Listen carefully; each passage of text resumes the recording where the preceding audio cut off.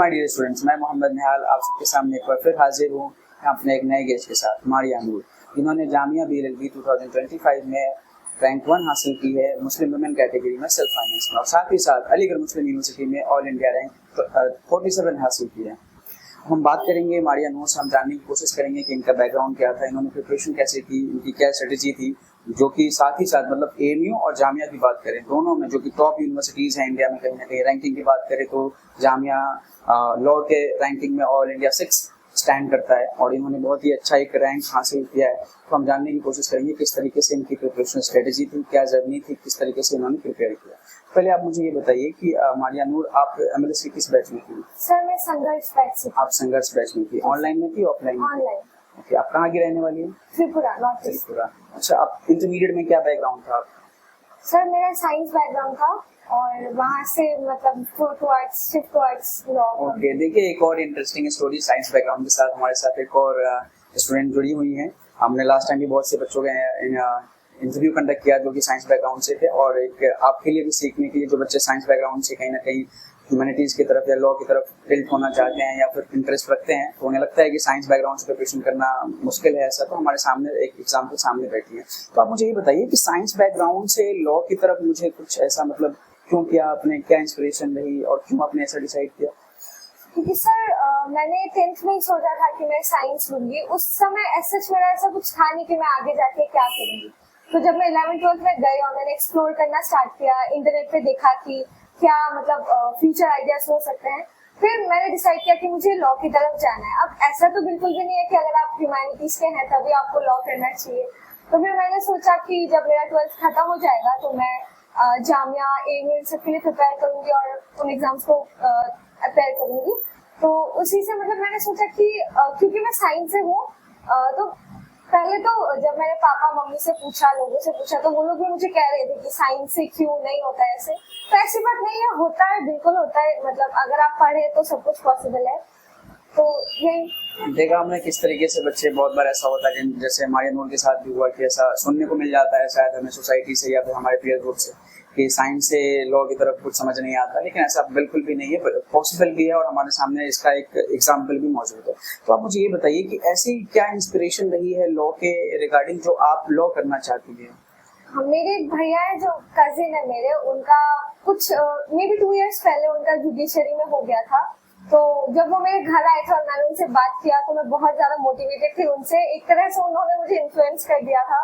तो मैंने तभी सोच लिया था कि नहीं, मुझे सबसे पहले LLB करनी है, उसके बाद जुडिशरी या फिर UPSC उनकी तरफ जाना है। वेरी गुड, बहुत बढ़िया। ये बहुत ही अच्छा एक बैकअप भी है जो बच्चे UPSC करना चाहते हैं, कहीं ना कहीं वो लॉ बैकग्राउंड से होना चाहते हैं, और वाकई बहुत ही वाइज डिसीजन है। और ये आपके रिजल्ट पे हम बहुत ही ज़्यादा मुबारकबाद पेश करते हैं। कहीं ना कहीं आपकी मेहनत है और मेहनत के साथ साथ ये रैंक भी हासिल है, क्योंकि रैंक और मेहनत बहुत ही ज़्यादा इंपॉर्टेंट होता है। पता चलता है कि हमने कितनी मेहनत की है एक्चुअली। आपके इंटरमीडिएट में क्या क्या सब्जेक्ट्स हैं? सर मेरा फिजिक्स, केमिस्ट्री, बायो था।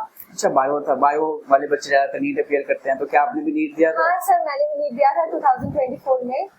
उसमें मार्क्स वगैरह कह रहे हैं, अगर आप बताना चाहें। हाँ सर, मेरे 400 अराउंड मार्क्स बन रहे थे उसमें, फर्स्ट अटेम्प्ट था।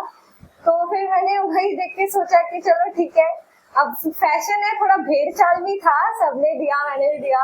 फिर अब सोचा नहीं, अब मेरा जो ड्रीम है, मेरा जो एम है, मैं वही परस्यू करूंगी। तो जैसे मेरा बोर्ड्स खत्म हुआ 12th में, मैंने उसी के बाद से पूरा लॉ के लिए पढ़ना स्टार्ट कर दिया था।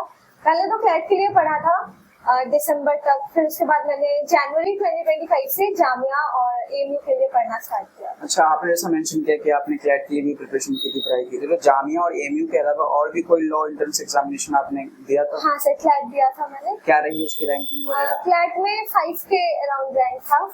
ओके, फिर आपने जामिया की 5 के रैंकिंग के बाद अपने जामिया की प्रिपरेशन स्टार्ट की? जामिया की प्रिपरेशन। आपको कौन सा NLU मिला था कुछ? हाँ, NLU त्रिपुरा अलॉट हुआ था मुझे। NLU त्रिपुरा आपको अलॉट हुआ था, लेकिन आपने फिर सोचा कि जामिया इज बेटर, फिर आपने जामिया की प्रिपरेशन स्टार्ट कर दी। ओके, तो अब हम प्रिपरेशन पे बात करेंगे, स्ट्रेटेजी पे बात करने की कोशिश करेंगे कि जामिया की प्रिपरेशन कैसी रही, किस तरीके से प्रिपेयर किया आपने। तो प्लीज आप मुझे एक बार बताइए कि किस तरीके से आपकी स्ट्रेटेजी थी सब्जेक्ट वाइज, ताकि एक बच्चों को एक बहुत ही बेहतरीन आइडिया मिल सके। और कहीं ना कहीं साइंस वाले जो बैकग्राउंड के बच्चे होते हैं, अदर देन मैथ्स वाले, साइंस में भी बायो है, मैथ्स है, तो वो भी कहीं ना कहीं हमें देख रहे होंगे, चाहे वो कभी ना कभी अपना एज अ स्ट्रीम स्विच करने का सोच रहे होंगे, तो ये वीडियो उनके लिए बहुत ही ज़्यादा शायद हेल्पफुल हो सकती है। तो प्लीज़ आप मुझे सब्जेक्ट वाइज स्ट्रेटेजीज बताइए प्लीज़। सर सबसे पहले तो मैंने देखा कि एग्जैक्टली सिलेबस क्या है, उसके क्या मार्क्स है, उसके अकॉर्डिंग ही मैंने पढ़ना स्टार्ट किया। जैसे कि अगर हम मार्क्स वाइज देखें तो जीके और जीएस सबसे इम्पोर्टेंट हो जाता है, क्योंकि 70 मार्क्स है, around half of the examination उसी को लेकर है। तो सबसे पहले मैंने जीएस अपना कंप्लीट किया, पॉलिटी, कॉन्स्टिट्यूशन, जो मोरली सब स्टूडेंट्स करते हैं, मतलब वो तो इजी होता है।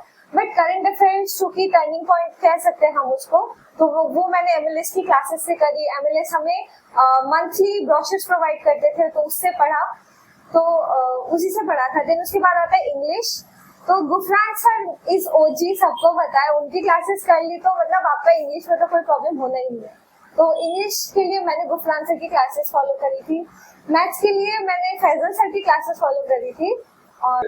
और जैसे कि लीगल में सबसे पहले तो मैंने आयशा मैम की क्लासेस फॉलो करी थी, और उसके बाद उसमें जिस तरीके के क्वेश्चन आते हैं जैसे प्रिंसिपल फैक्ट क्वेश्चंस, तो वो सब सॉल्व करने के लिए आपको पता होना चाहिए कि वो एग्जैक्टली वो क्या आर्टिकल, कौन से आर्टिकल की बात कर रही है, एग्जैक्टली वो लॉ क्या है, तो वो सब पढ़ना पड़ता है। फिर उसके बाद ही आप लोग प्रिंसिपल फैक्ट क्वेश्चन सॉल्व कर पाओगे। तो उसी के लिए अच्छे से मतलब पहले पढ़ना है, थ्योरी पढ़ना है, फिर उसके बाद क्वेश्चंस प्रैक्टिस करना है। तो आपने कोई और एक्सटर्नल सोर्सेस वगैरह यूज किया है एमएलएस के अलावा किसी भी सब्जेक्ट्स में? हाँ सर, सबसे पहले तो लीगल के लिए मैंने सबसे पहले एमएलएस के जो रिसोर्सेज थे ऐप में वो करे थे, 1000 क्वेश्चंस का जो भी प्रैक्टिस था वो करा था। उसके बाद उसके अलावा मैंने एपी भारद्वाज की एक बुक आती है वो करी थी, उससे मैंने बस क्वेश्चन ही प्रैक्टिस करे थे और थोड़ा सा थ्योरी पढ़ा था। और इंग्लिश की बात रही तो पहले गुफरान सर की क्लासेस करी थी, वहाँ से एंटोनिम साइनोनिम सारे करे थे। फिर उसके बाद एसपी बख्शी की जो बुक थी उससे मैंने थोड़ा बहुत ग्रामर प्रैक्टिस करी थी। हम एक बात हर एक स्टूडेंट से पूछते हैं, हम आपसे भी पूछना चाहेंगे कि आपने डेडिकेटेड कितने आवर्स तक स्टडी की? क्योंकि बहुत बार ऐसा होता है कि बच्चों को मालूम होता है सर 6 घंटे पढ़ने हैं, कुछ बच्चे बताते हैं कि नहीं हमें 18 घंटे पढ़ने हैं, 16 घंटे पढ़ने हैं। तो ये बड़ा ही एक डिलेमा रहता है स्टूडेंट्स के अंदर कि एक डेडिकेटेड आवर्स क्या होना चाहिए। तो प्लीज आप इसको कुछ बताएं। सर कितने घंटे पढ़ना है वो तो स्टूडेंट वेरी करता है, मतलब जिसको जितना जल्दी याद हो जाता है वो चीज, या फिर जितना ज्यादा वो इफेक्टिव स्टडी कर सकता है। मैं तो 6 to 7 आवर्स पढ़ती थी, उसमें से एटलीस्ट 5 घंटे तो इफेक्टिव हो ही जाता था। तो उसमें मतलब मैं ज्यादा देर तक तो ऐसे बैठ नहीं पाती थी। सब्जेक्ट वाइज अगर हम बात करें तो आपने जो आपकी क्या सबसे स्ट्रॉन्ग सब्जेक्ट्स थे? क्योंकि आप साइंस बैकग्राउंड से आई थी तो कुछ ना कुछ वीक जरूर रहा होगा। हाँ। तो उस वीकनेस को किस तरीके से आपने टैकल किया? सर अगर स्ट्रॉन्गेस्ट की बात करें तो लीगल और इंग्लिश मेरा स्ट्रॉन्गेस्ट साइड में था, लेकिन करंट अफेयर्स और जीके जीएस ये सब मतलब मुझे बिल्कुल भी आइडिया नहीं था।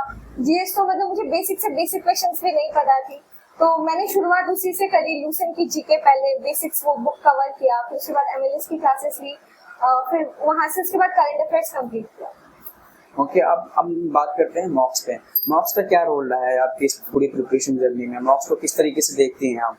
सर मॉक्स की बात करें तो एक उसका सबसे अच्छा साइड ये है कि वो टाइम मैनेजमेंट सिखा देता है कि आपको सबसे पहले कौन सा सेक्शन करना है, आपका कौन सा स्ट्रॉन्गेस्ट है वो पहले करना है।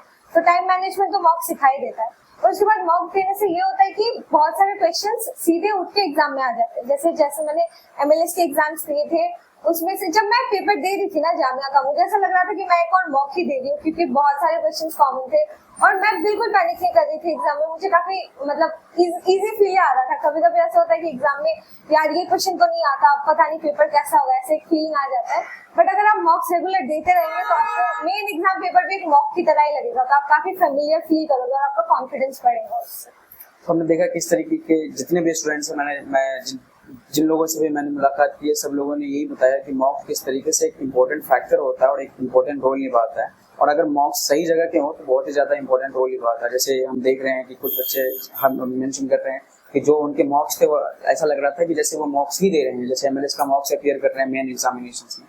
तो ये बहुत ही बड़ा बेनिफिट रहता है कि टाइम मैनेजमेंट हो जाता है और रियल एक्सपीरियंस हो जाता है कि हमें पेपर को किस तरीके से देना है। और कहीं ना कहीं जो ये एक स्ट्रेटेजी रहती है एमएलएस की या फिर जो हमारे मेंटोर होते हैं उनकी, कि हमें किस तरीके से कौन सा सेक्शन पहले अपीयर करना है, तो इससे बहुत ही ज़्यादा बेनिफिट होता है एक बच्चे को और वो उस तरीके से पेपर को अपीयर करते हैं। बात और बताइए कि जो मॉक्स वगैरह होते हैं तो उससे कभी ऐसा हुआ है कि question same to same paper में आ गया हो? हाँ जी सर, ऐसे तो बहुत क्वेश्चन थे इंग्लिश में, हर एक सेक्शन में ऐसे क्वेश्चन थे जो बिल्कुल सेम टू सेम मॉक्स के जैसे थे। तो एक क्वेश्चन है, बेसिकली हम ये बच्चों से पूछते हैं, तो आप मुझे ये बताइए कि where do you see yourself in next 5 years? Sir अभी तो मैंने कुछ सोचा नहीं है, तो अभी सबसे पहले तो मुझे एक्सप्लोर करना है। और लॉ में देखिए तो बहुत सारे रूट्स खुले हुए हैं, जैसे जुडिशरी हो गया, लिटिगेशन हो गया। अभी ऐसा मैंने कुछ सोचा नहीं कि मुझे क्या करना है, तो देखते हैं कि किसमें मेरा इंटरेस्ट बिल्डअप होता है, तो वही परस्यू करेंगे। चलो वेरी गुड, ये बहुत अच्छी चीज़ है कि हम पहले एक्सप्लोर करेंगे, चीज़ों को जानने की कोशिश करेंगे, उस हिसाब से हमारा इंटरेस्ट जहाँ हमें ले जाता है। और हम ये उम्मीद करते हैं और हम ये कामना करते हैं, दुआ करते हैं कि आपका इंटरेस्ट सबसे बेहतरीन चीज़ में आए और आप उस बेहतरीन चीज़ों को आप ज़रूर से ज़रूर हासिल कर सकें। अब मुझे ये बताइए कि अगर मैं इन नटसेल बात करूँ, की पॉइंट्स की बात करूँ, जो अपकमिंग एंट्रेंस है जामिया के या फिर एमयू वगैरह के, तो वो जो बच्चे प्रिपरेशन करना चाहते हैं उनको आप इन की पॉइंट्स क्या सजेशन देना चाहेंगे?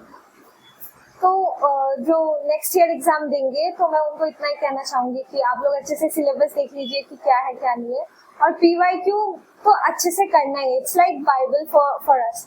अच्छे से PYQ कर लेना है, और उसके बाद सबसे ज्यादा वेटेज, जैसे कि हम जानते हैं कि GS और GK में है, तो आपको करंट अफेयर्स अच्छे से करना है, GS GK अपना स्ट्रॉन्ग बनाना है। क्योंकि अगर हम देखें तो पॉलिटी, कॉन्स्टिट्यूशन, ये मोरलेस सबको आता रहता है, वो कॉमन हो जाता है। तो अगर आपको स्टैंड आउट करना है तो ऑफकोर्स आपको अपना इंग्लिश भी सुधारना होगा और GK और GS भी सुधारना होगा।